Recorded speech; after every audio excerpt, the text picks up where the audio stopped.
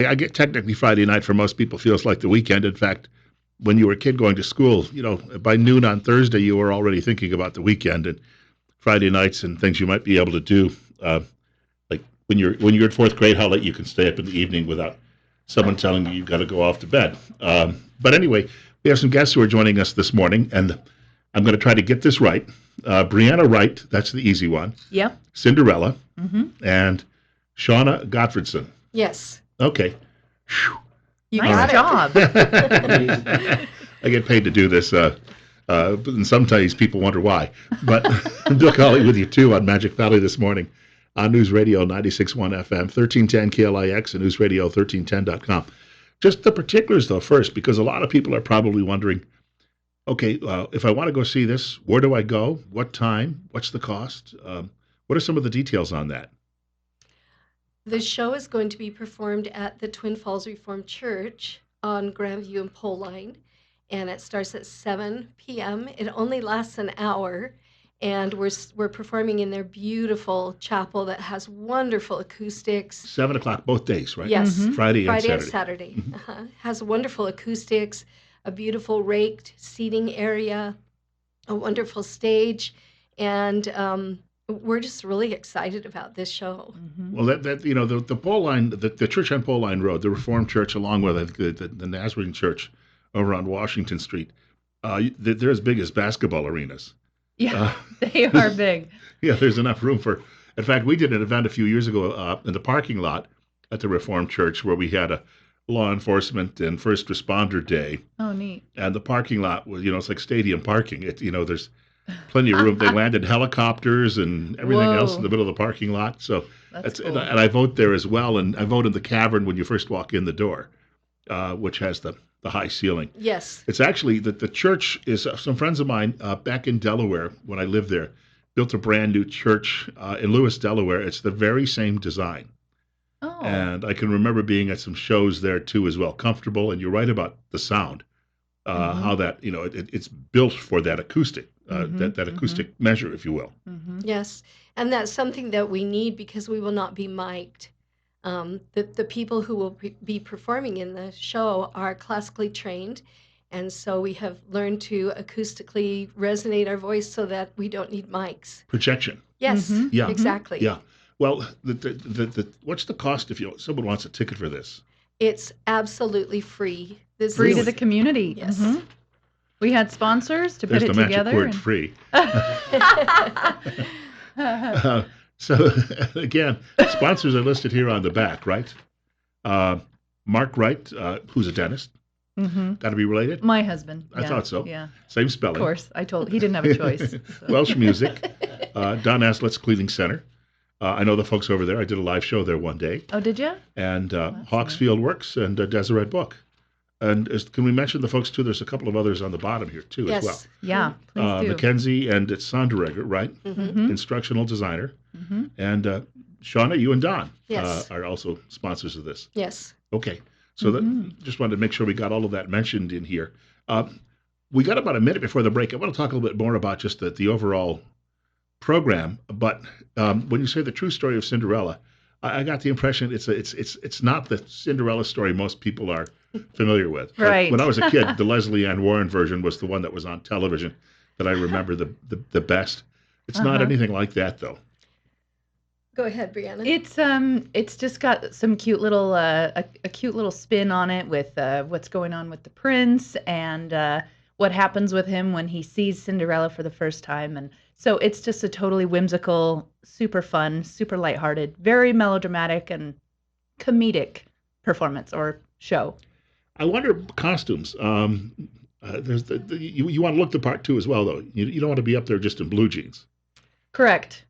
So the author or the composer of this work wants it done oratorio style.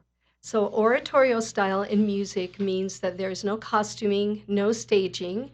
The performers on Friday and Saturday will be wearing suits and gowns, so we'll be very elegant.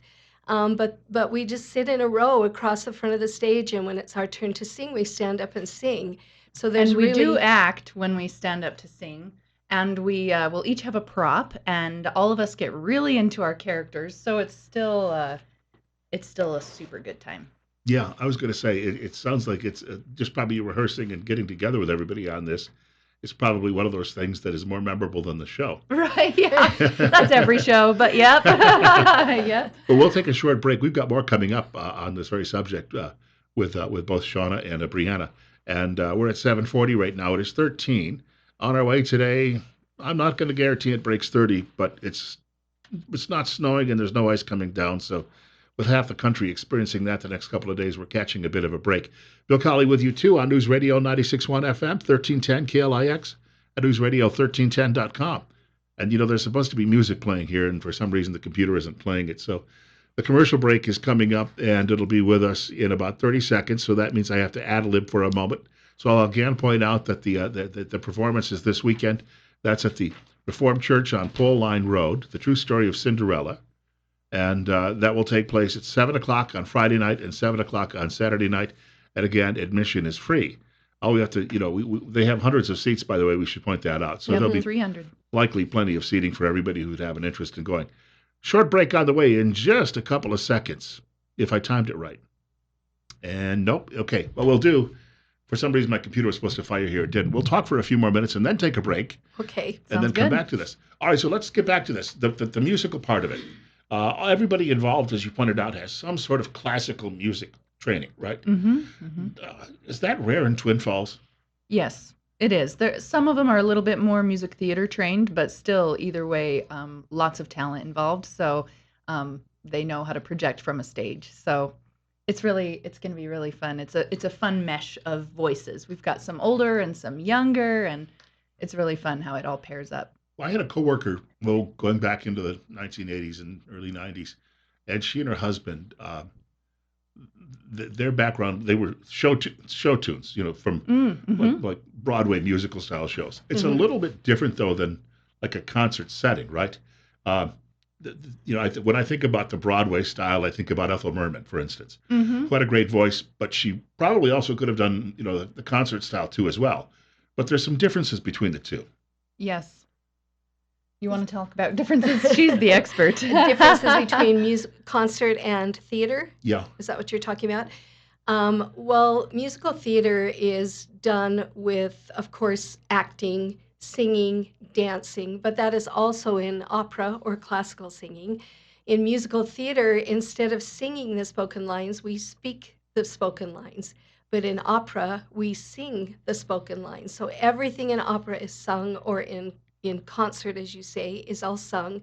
But in musical theater, the performers will speak part of the lines. For most people, of course, when they think opera, even though it's often in a foreign language, some of the best are in foreign languages. Most people still know the stories, though, because if you had any musical training or courses at school, you learned what it was about, so you don't necessarily have to understand every word. Right. You know what's going on with the actual action on stage.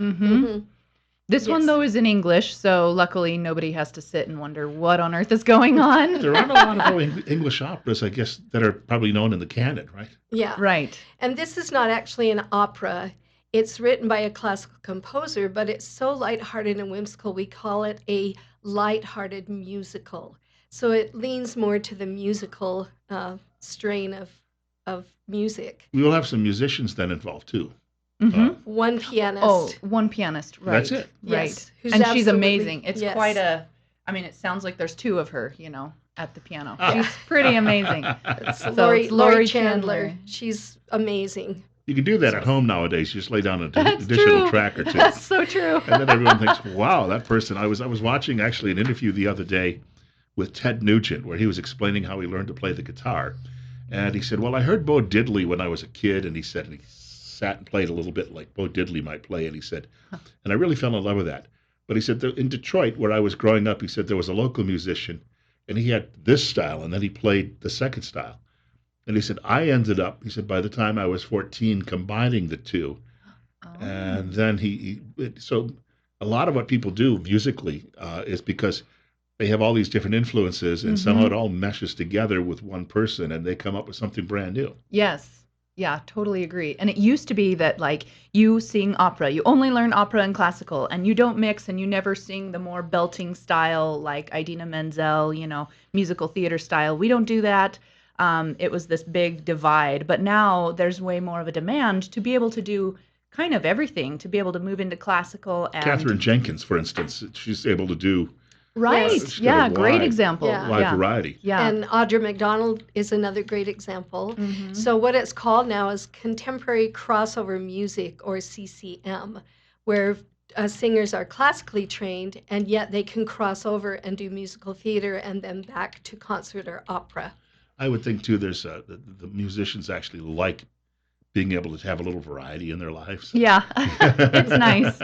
Especially being from Twin Falls, I was learning classical only, and then I realized, oh my goodness, there's mostly musical theater opportunities here, which are so fun, but I couldn't do it very well, so I had to learn, and now I'm figuring it out, and it's fun. We've got more coming up. Our guests, Sean and Brianna, 7:40, almost 7:45. It is 16. Cal Thomas and his morning commentary on the way, plus the weather. Bill Colley with you too on Magic Valley this morning on News Radio 96.1 FM, 1310 KLIX, and newsradio1310.com. Our guests joining us this half hour are talking about an event coming up this weekend. It's Friday and Saturday night, taking place at the Reformed Church on Pole Line Road, which is near the hospital. It's a massive church, lots of parking, lots of seating. And as they mentioned earlier, it's free. It's called The True Story of Cinderella. And it runs 1 hour, right? Roughly 1 hour, starting at 7 p.m. both Friday and Saturday nights. And I'm going to try this again. Brianna Wright Yep. and Shauna Gottfredson. Yes. Nice. Good job. Well, it's written down in front of me. So the we could probably tell there's some Germans in that Shauna's line there somewhere. Danish, actually. Danish. So Danish. next door.